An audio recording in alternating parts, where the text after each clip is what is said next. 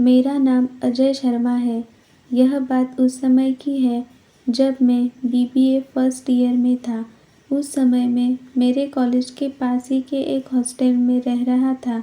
मुझे प्रतिलिपि पर हॉरर कहानियाँ पढ़ना पसंद था।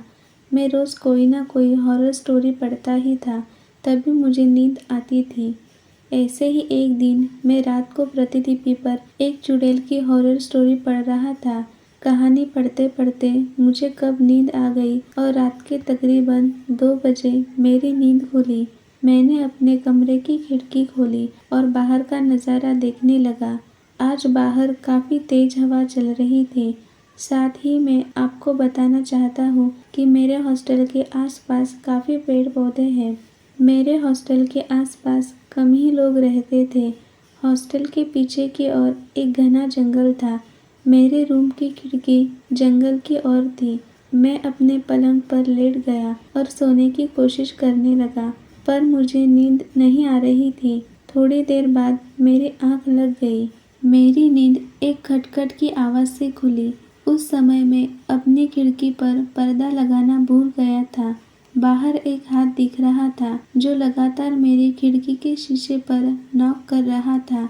यह देखकर तो मेरी हालत ही खराब हो गई, क्योंकि मेरा रूम तीसरे फ्लोर पर था। मैंने देखा कि बाहर जो भी कोई था, अब वो तेजी से खिड़की खटखटा रहा था। धीरे धीरे वो 2 हाथों से खिड़की को खटखटाने लगा। धीरे धीरे वो मेरे सामने आने लगा। मेरी तो डर से हालत ही खराब हो गई थी। मेरे मुंह से न तो आवाज़ निकल रही थी और न ही मैं हिल पा रहा था। मैंने देखा कि एक झुर्रीदार चेहरे वाली औरत मेरी खिड़की के कांच से चिपकी है और लगातार मुझे ही देखे जा रही है। वो औरत मेरी खिड़की को खोलना चाहती थी, पर खिड़की अंदर से बंद थी। अब वो औरत खिड़की को जोर जोर से पीटने लगी और काफी गुस्से से मुझे देखने लगी। मैं समझ गया कि आज ये मुझे नहीं छोड़ेगी। फिर वो औरत शांत हो गई और मुझे इशारों ही इशारों में इस खिड़की को खोलने के लिए कहने लगी, पर मेरी हालत तो ऐसी थी कि मानो मुझे काटो तो खून नहीं। एकदम वो औरत वहाँ से गायब ही हो गई। मेरा दिल अभी भी तेजी से धड़क रहा था। तभी मेरी खिड़की पर तेजी से नॉक हुई। वो औरत फिर से आ गई थी, पर मैंने अपनी हिम्मत जुटाई और तेजी से खिड़की के पर्दे को बंद कर दिया। मैं जोर जोर से चिल्लाने लगा। शोर सुनकर मेरे दोस्त और हॉस्टल का रखवाला वहाँ पर आया। सभी मेरी हालत देखकर हैरान थे कि आखिर इसे क्या हो गया है। मैंने सबको उस औरत की बात बताई। तभी मेरे एक दोस्त ने खिड़की का पर्दा खोला, पर बाहर कोई नहीं था।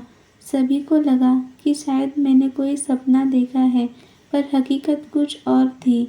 मेरा चौकीदार रात को मेरे साथ ही सोया था, क्योंकि अब अकेले में मैं सो नहीं सकता था। उसने हॉस्टल के रखवाले ने मुझसे कहा कि भैया जी, आपने उसकी आंखों में तो नहीं देखा ना? मैंने कहा, किसकी आंखों में? उसी चुड़ैल की आंखों में। पर तुमको कैसे पता, और उसकी आंखों में देखने से क्या होता है? मैंने पूछा। भैया जी, अगर आप उसकी आंखों में देख लेते तो अब तक आपको वो चुड़ैल अपने साथ ले गई होती। जो भी इस कमरे में रहता है उसके साथ ऐसा ही होता है। इस हॉस्टल के 1-2 बच्चे गायब भी हो गए, जिनका कोई पता नहीं चला। उन्हें वो चुड़ैल अपने साथ ले गई और उन्हें खा गई। यह सुनकर मेरा कलेजा मेरे मुंह में आ गया। खैर, कल मैं आपको एक नया कमरा दे दूंगा, रखवाले ने कहा। अगले दिन मैंने अपना हॉस्टल ही चेंज कर लिया। अब मैं एक ऐसे इलाके में रहता हूँ जहाँ पर आसपास कोई जंगल नहीं है।